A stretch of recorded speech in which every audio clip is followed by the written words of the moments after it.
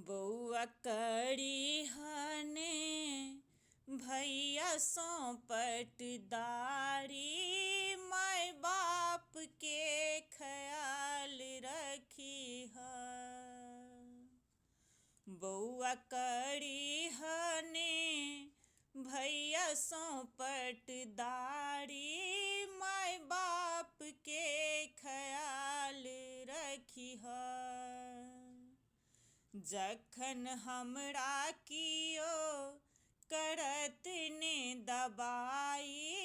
दबाई बिना जुनी मारी है।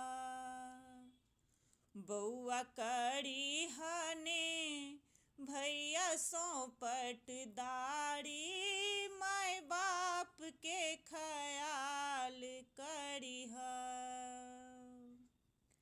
ने ककरो पर ध्यान तू दीहा, अपन विवेक सो सत्य राह चलीहा। जन्मदाता हम तोहर छी से बउआ, ई बात के ध्यान धरिहा। जखन हमरा कियो करत ने दबाई बिना जुनी मारी है।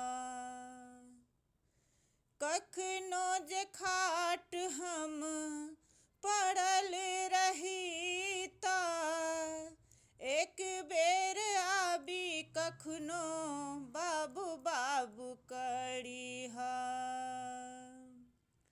हमरा सूतल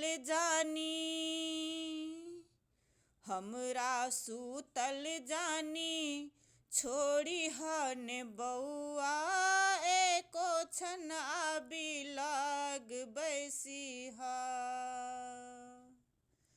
बउआ करी हने भैया सो पटदारी, माय बाप के ख्याल करी है। हमरा ने चाही चारि रंग तरुआ, जड़ि गेल जी बउआ भेलौं असगरुआ। बस ममता